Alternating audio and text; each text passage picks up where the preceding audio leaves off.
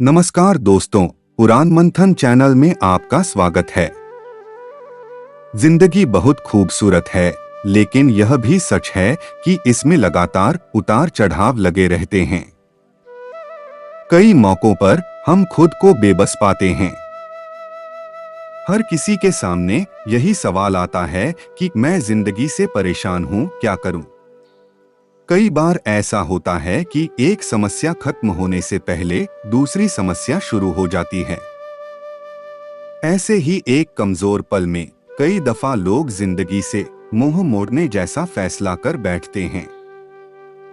जिंदगी बहुत हसीन है, कभी हंसाती है तो कभी रुलाती है, लेकिन जो जिंदगी की भीड़ में खुश है, जिंदगी उसी के आगे सिर झुकाती है। आजकल भाग दौड़ भरी जिंदगी में हर इंसान किसी ना किसी प्रॉब्लम में फंसा हुआ है।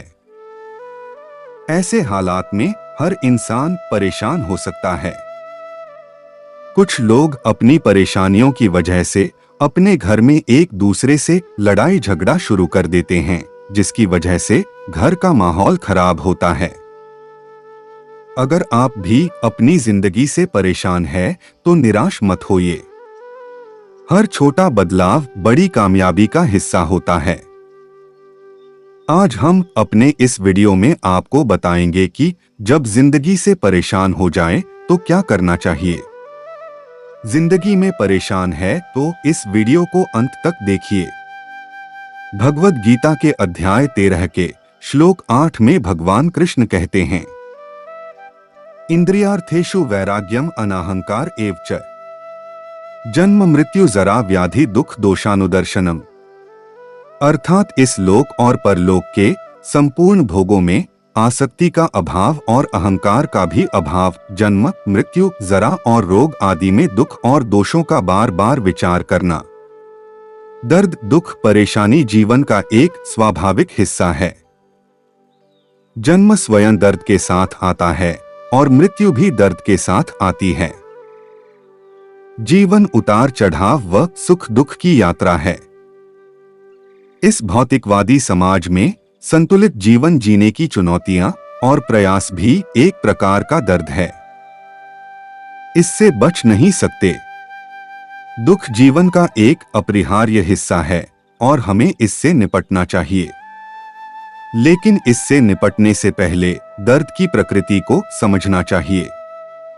जीवन में कई तरह से दर्द का अनुभव कर सकते हैं, इसलिए बुद्धिमानी से इसका सामना करने के लिए पहले उस परेशानी की पहचान करनी चाहिए जो अनुभव कर रहे हैं। सांख्य दर्शन के अनुसार पीड़ा 3 प्रकार की होती है, अधिभूतिका, अधिदैविक और अध्यात्म। अधिभौतिक पीड़ा वह पीड़ा है जो संसार के अन्य प्राणी हम पर थोपते हैं।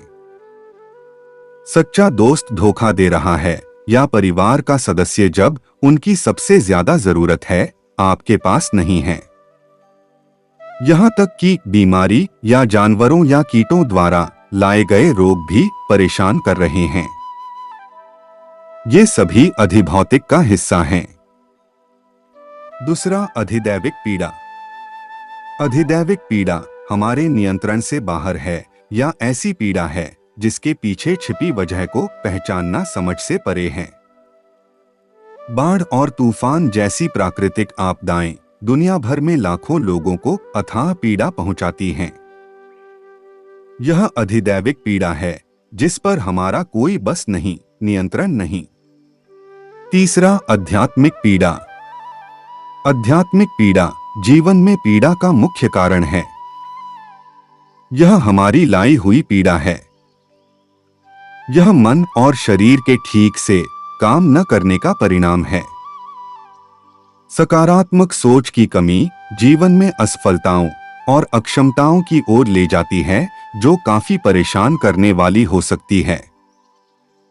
बहुत से लोगों में भरोसे, सहनशीलता और मनोवैज्ञानिक सहन शक्ति की कमी होती है, क्योंकि उनमें शांति प्राप्त करने की प्रबल आध्यात्मिक इच्छा नहीं होती है। तो परेशानी की वजह ढूंढने की कोशिश करें।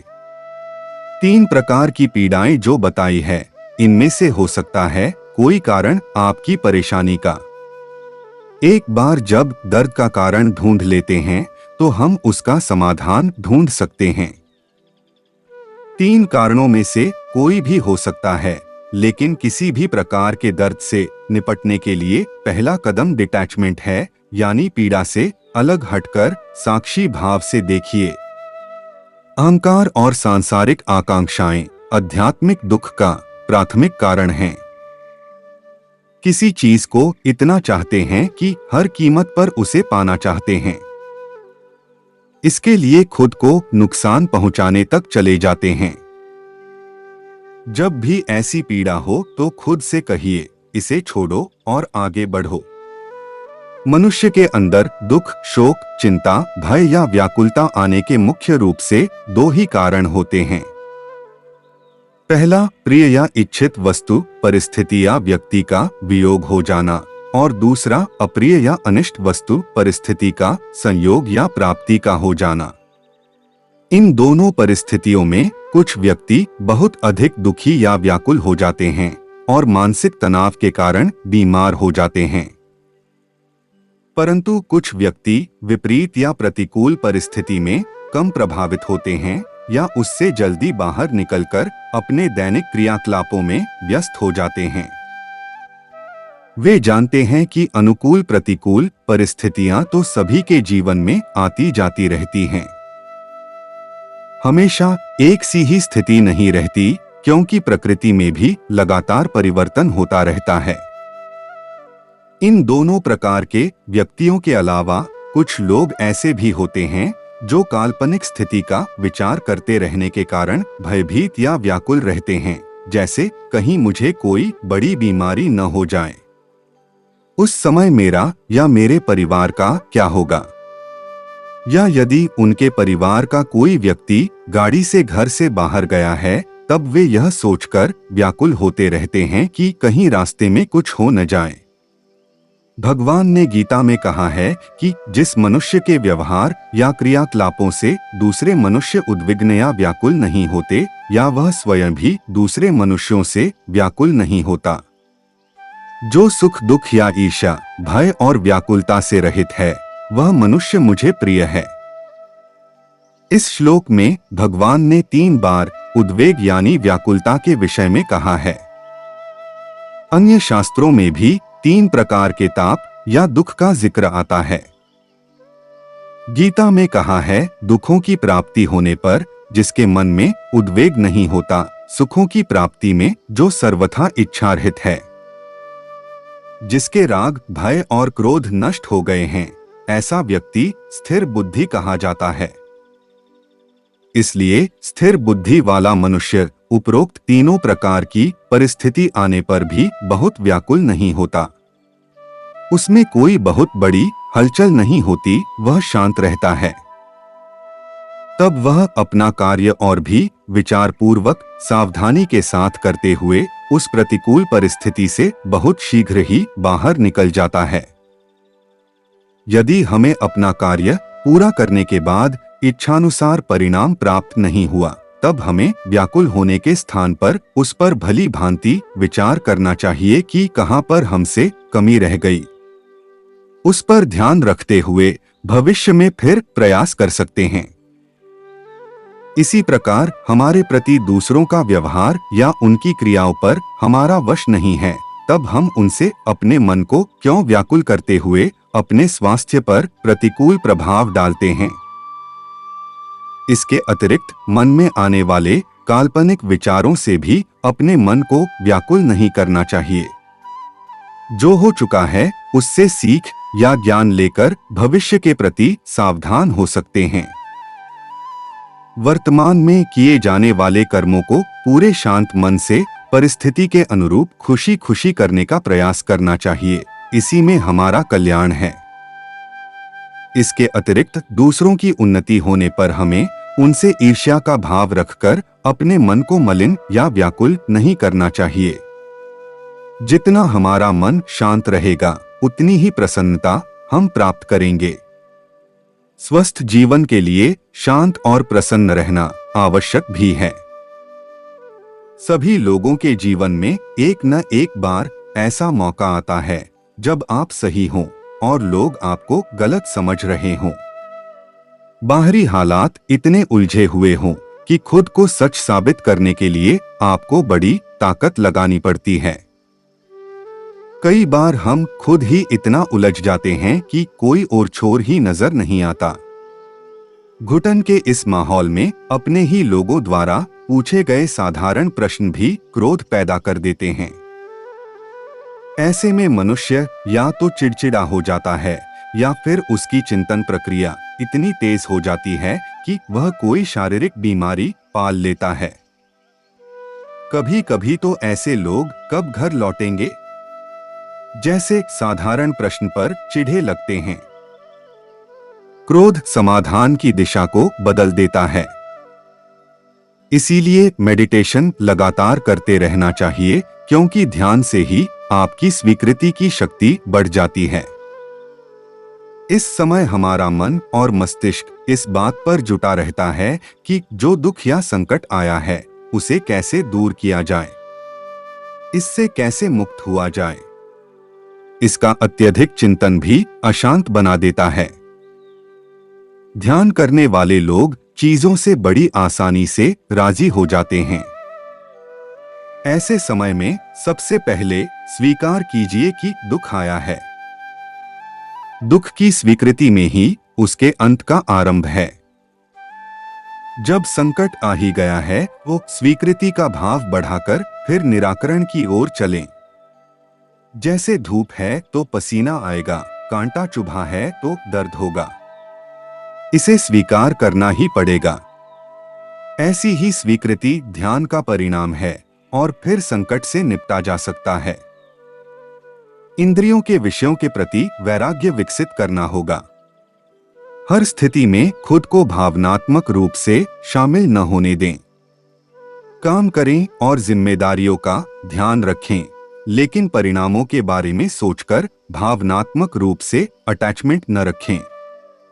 किसी भी स्थिति या उस व्यक्ति के बारे में ज्यादा न सोचें जिसके कारण आपको परेशानी हुई। आपका मूल्य इससे तय नहीं होता कि आप क्या हैं, यह इससे तय होता है कि आप खुद को क्या बनाने की क्षमता रखते हैं। जब आप बहुत ज्यादा परेशान हो तो ऐसे में सबसे ज्यादा आवश्यक है कि आप अपने दिल दिमाग को शांत रखने पर फोकस करें। ऐसा करना इसलिए जरूरी है क्योंकि जब तक आपका मन और मस्तिष्क शांत नहीं होगा तब तक आपकी समस्या भी आपका पीछा नहीं छोड़ेगी। सबसे अच्छा तरीका है कि आप योगा और मेडिटेशन का सहारा लें। आप नियमित रूप से योग और मेडिटेशन को प्रैक्टिस करते हैं तो इसके सकारात्मक प्रभाव आपको देखने को मिलेंगे तथा आप परिवार के लोगों से अपनी प्रॉब्लम शेयर करें।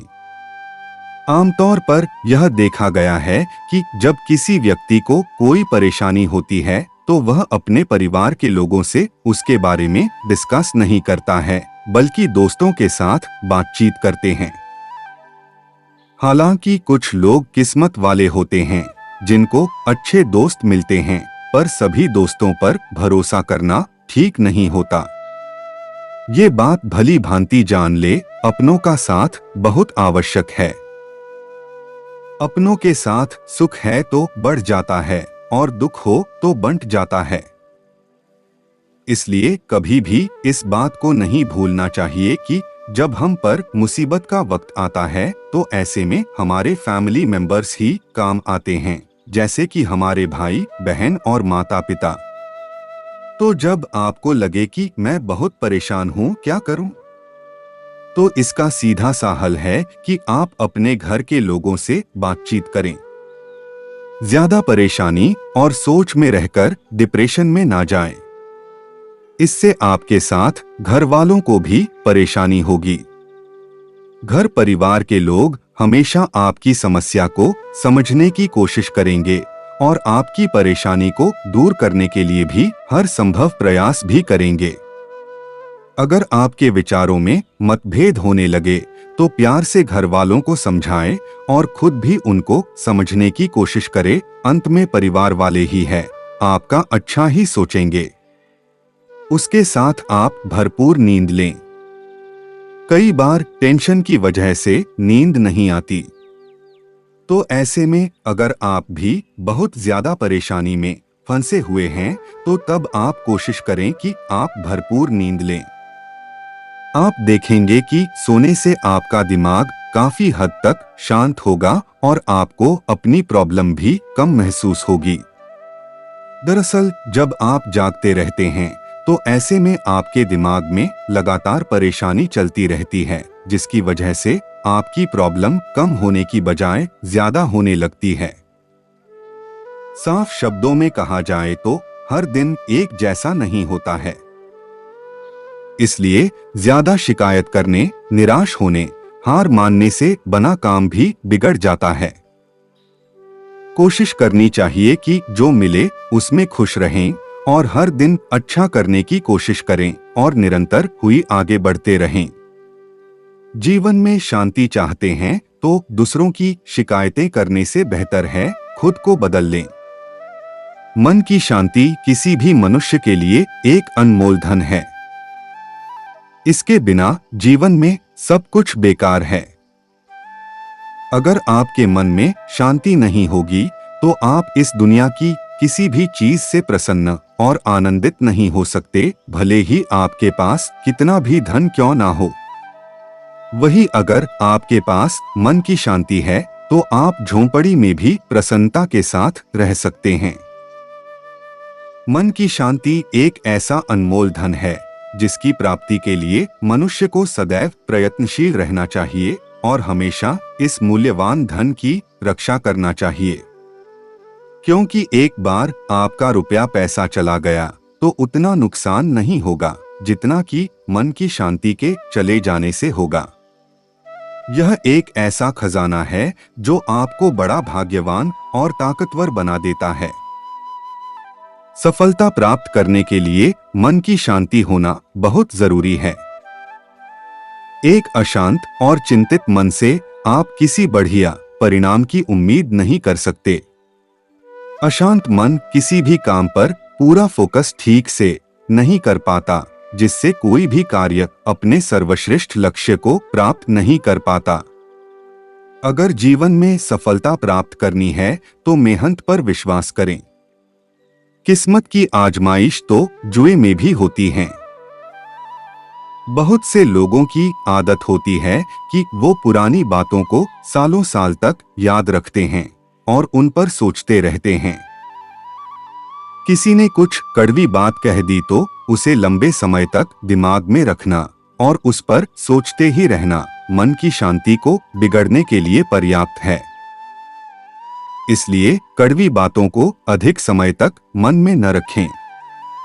इसके बजाय आप कुछ अच्छी और मधुर स्मृतियों के बारे में सोच सकते हैं जो आपके मन को अच्छी लगें। क्योंकि समझनी है जिंदगी तो पीछे देखो, जीनी है जिंदगी तो आगे देखो। जीवन के प्रति सकारात्मक सोच रखिए।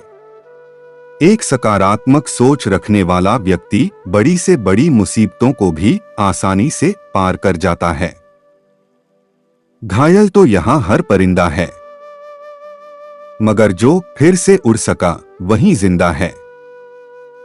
जिनको मन को शांति रखने की कला आती है वो सच्चे अर्थों में एक बहुत ही चतुर इंसान है। ऐसा व्यक्ति हरदम खुश रहता है और नकारात्मकता उसके पास भी नहीं भटकती। अगर आप पॉजिटिव थिंकिंग और पीस ऑफ माइंड दोनों को मेंटेन कर सकते हैं तो आप अपनी लाइफ में खुश रहना सीख सकते हैं। एक दिन वर्षों का संघर्ष बहुत खूबसूरत तरीके से तुमसे टकराएगा। जिंदगी कितनी भी कठिन लगती रहे, आप हमेशा कुछ न कुछ कर सकते हो और सफल हो सकते हो। अपने हौसलों को ये मत बताओ कि तुम्हारी परेशानी कितनी बड़ी है, बल्कि अपनी परेशानी को ये बताओ कि तुम्हारा हौसला कितना बड़ा है। जिंदगी में इतनी तेजी से आगे दौड़ो कि लोगों की बुराई के धागे आपके पैरों में ही आकर टूट जाएं। कभी हार मत मानो, अपने आप को बेहतर बनाओ कि लोग आपकी तारीफ करें। जल्दबाजी में कोई गलत निर्णय मत लो और अंत में ईश्वर पर भरोसा रखो। दोस्तों, यह था हमारा आज का वीडियो। जब जिंदगी से परेशान हो जाए तो क्या करना चाहिए। जिंदगी जिंदादिली का नाम है और इसीलिए चाहे कोई भी प्रॉब्लम बड़ी हो या छोटी हो, उसका हमें सकारात्मक सोच से सामना करना चाहिए। हमें आशा है कि आपको हमारा यह वीडियो हेल्पफुल लगा होगा। जानकारी अच्छी लगी हो तो इसे अपनों के साथ जरूर शेयर करें। इसके अलावा इस टॉपिक से जुड़ी अन्य और भी जानकारी के लिए चैनल को सब्सक्राइब करें। आपको हमारा ये वीडियो कैसा लगा, कमेंट में जरूर बताएं। वीडियो को लाइक और शेयर करें। धन्यवाद।